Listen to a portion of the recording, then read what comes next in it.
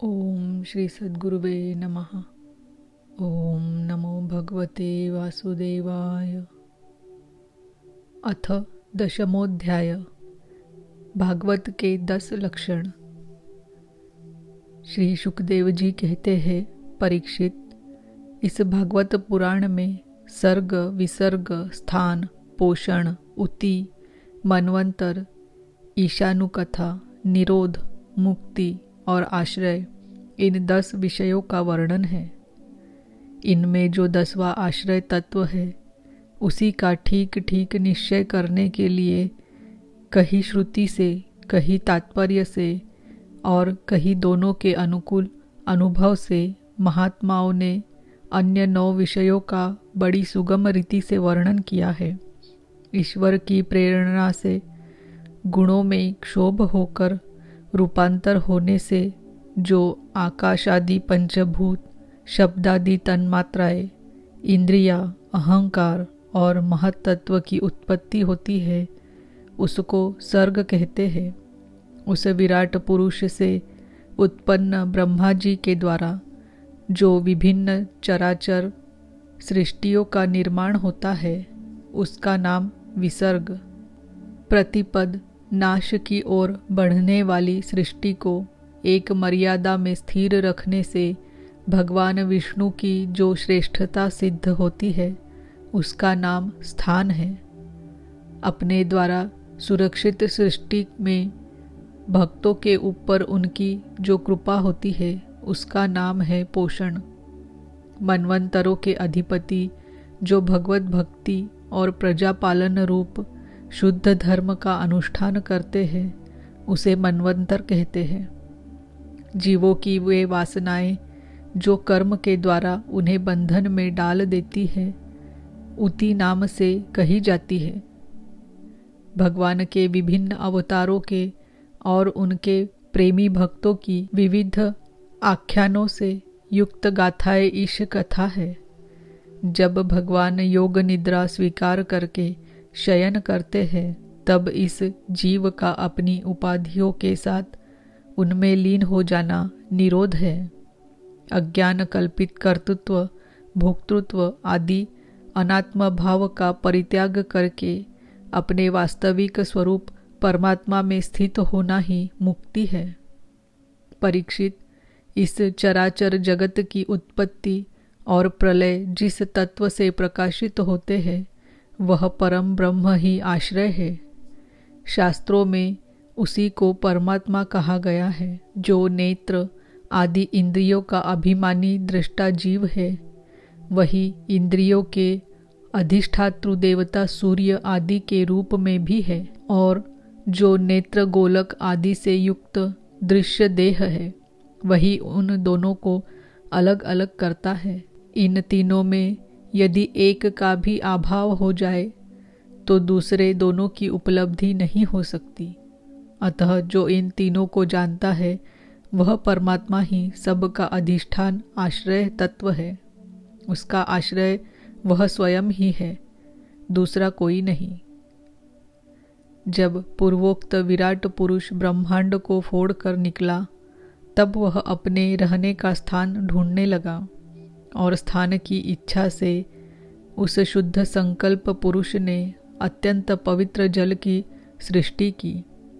विराट पुरुष रूप नर से उत्पन्न होने के कारण ही जल का नाम नार पड़ा, और उस अपने उत्पन्न किए हुए नार में वह पुरुष 1000 वर्षों तक रहा।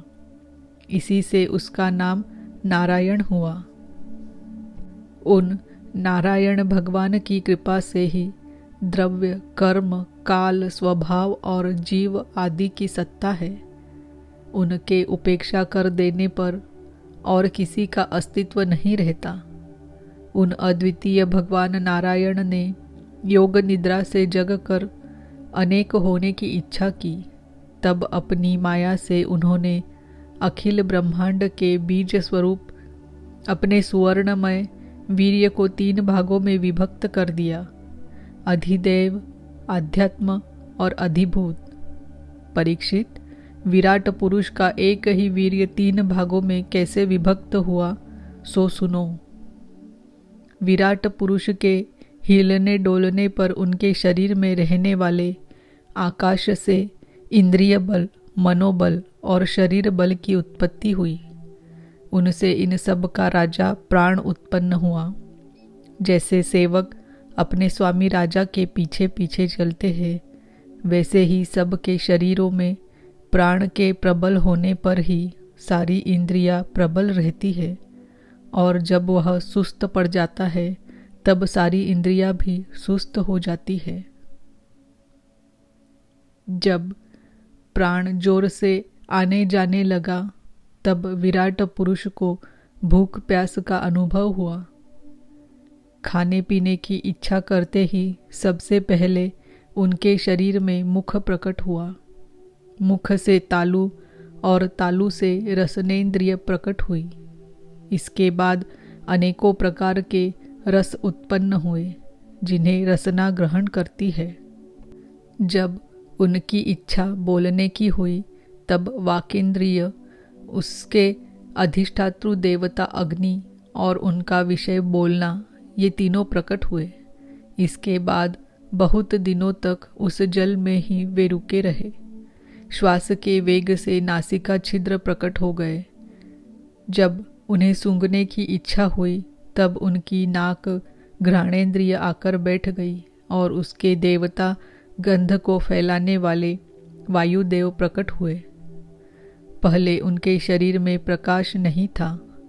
फिर जब उन्हें अपने को तथा दूसरी वस्तुओं को देखने की इच्छा हुई तब नेत्रों के छिद्र, उनका अधिष्ठाता सूर्य और नेत्रेंद्रिय प्रकट हो गए। इन्हीं से रूप का ग्रहण होने लगा। जब वेद रूप ऋषि विराट पुरुष को स्तुतियों के द्वारा जगाने लगे तब उन्हें सुनने की इच्छा हुई। उसी समय कान, उनकी अधिष्ठातृ देवता दिशाएं और श्रोत्रेंद्रिय प्रकट हुई। इसी से शब्द सुनाई पड़ता है।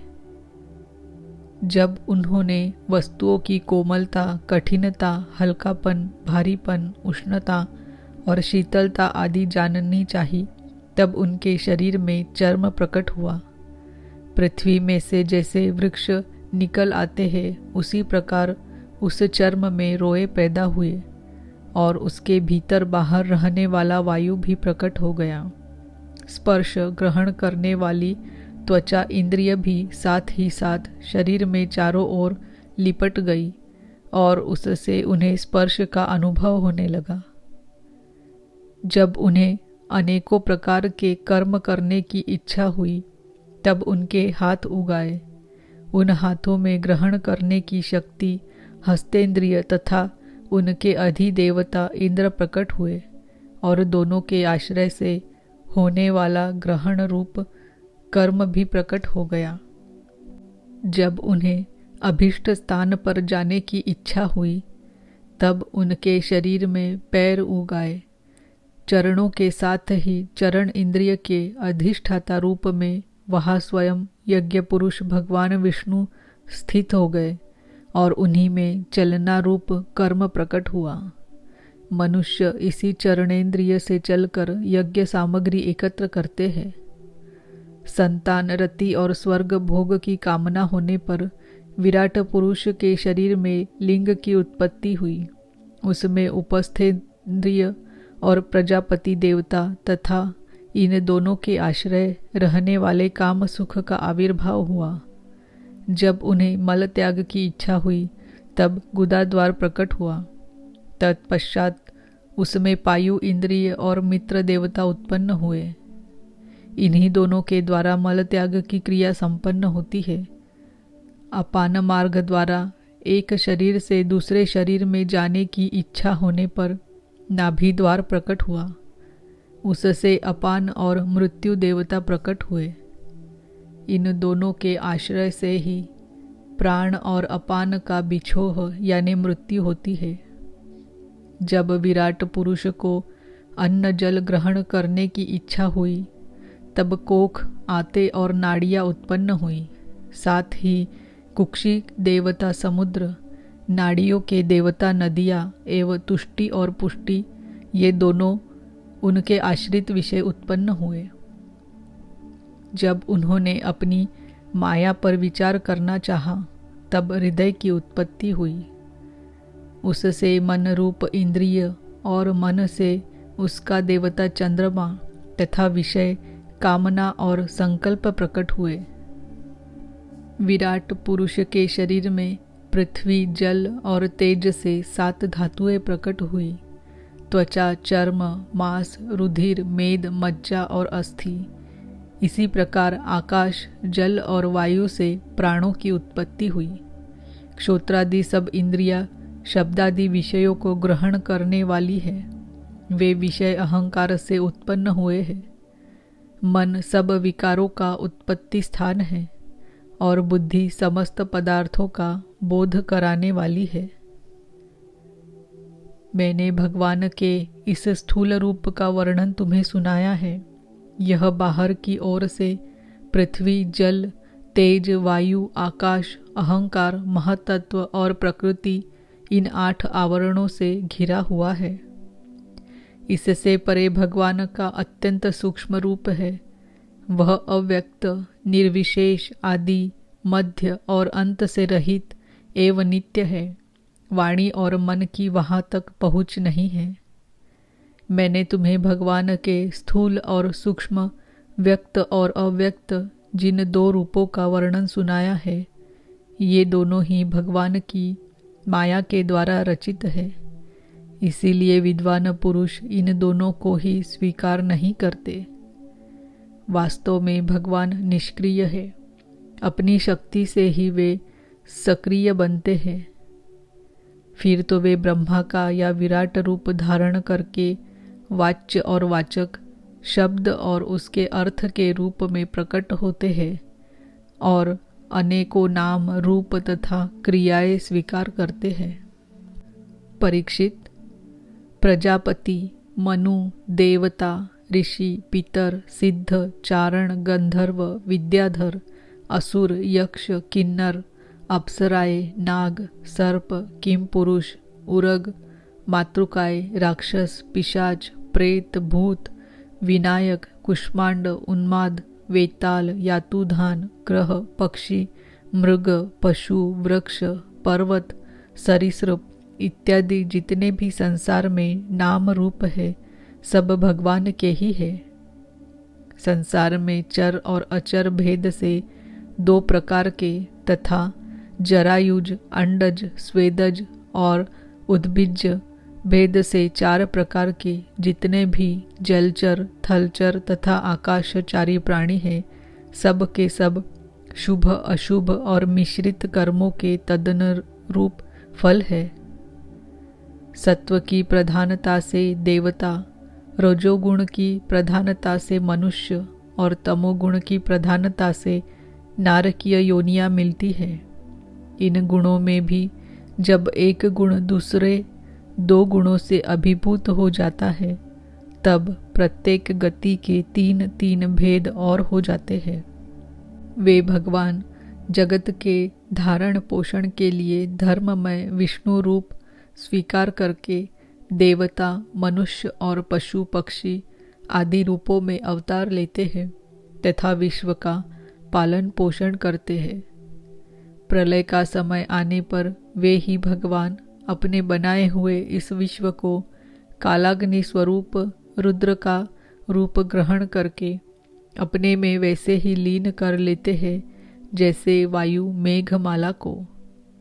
परीक्षित, महात्माओं ने अचिंत्यश्वर्य भगवान का इसी प्रकार वर्णन किया है, परंतु तत्वज्ञानी महापुरुषों को केवल इस सृष्टि, पालन और प्रलय करने वाले रूप में ही उनका दर्शन नहीं करना चाहिए, क्योंकि वे तो इससे परे भी है। सृष्टि की रचना आदि कर्मों का निरूपण करके पूर्ण परमात्मा से कर्म या कर्तापन का संबंध नहीं जोड़ा गया है। वह तो माया से आरोपित होने के कारण कर्तृत्व का निषेध करने के लिए ही है। यह मैंने ब्रह्मा जी के महाकल्प का अवान्तर कल्पों के साथ वर्णन किया है। सब कल्पों में सृष्टि क्रम एक सा ही है। अंतर है तो केवल इतना ही कि महाकल्प के प्रारंभ में प्रकृति से क्रमशः महत्तत्वादि की उत्पत्ति होती है और कल्पों के प्रारंभ में प्राकृत सृष्टि तो जो कि त्यों रहती ही है। चराचर प्राणियों की वैकृत सृष्टि नवीन रूप से होती है। परीक्षित, काल का परिमाण कल्प और उसके अंतर्गत मनवंतरों का वर्णन आगे चलकर करेंगे। अब तुम पद्मकल्प का वर्णन सावधान होकर सुनो। शौनक जी ने पूछा, सूत जी, आपने हम लोगों से कहा था कि भगवान के परम भक्त विदुर जी ने अपने अति दुस्तज कुटुंबियों को भी छोड़कर पृथ्वी के विभिन्न तीर्थों में विचरण किया था। उस यात्रा में मैत्रेय ऋषि के साथ अध्यात्म के संबंध में उनकी बातचीत कहाँ हुई तथा मैत्रेय जी ने उनके प्रश्न करने पर किस तत्व का उपदेश किया। सूत जी, आपका स्वभाव बड़ा सौम्य है। आप विदुर जी का वह चरित्र हमें सुनाइए। उन्होंने अपने भाई बंधुओं को क्यों छोड़ा और फिर उनके पास क्यों लौट आए। सूत जी ने कहा, शौनक आदि ऋषियों, राजा परीक्षित ने भी यही बात पूछी थी।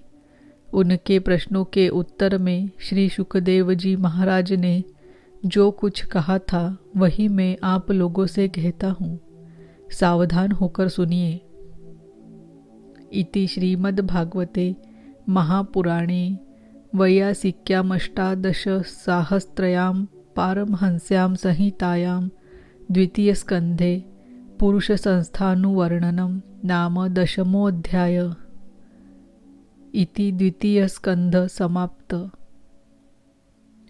ओम नमो भगवते वासुदेवाय। ओम नमो भगवते वासुदेवाय। ओम नमो भगवते वासुदेवाय।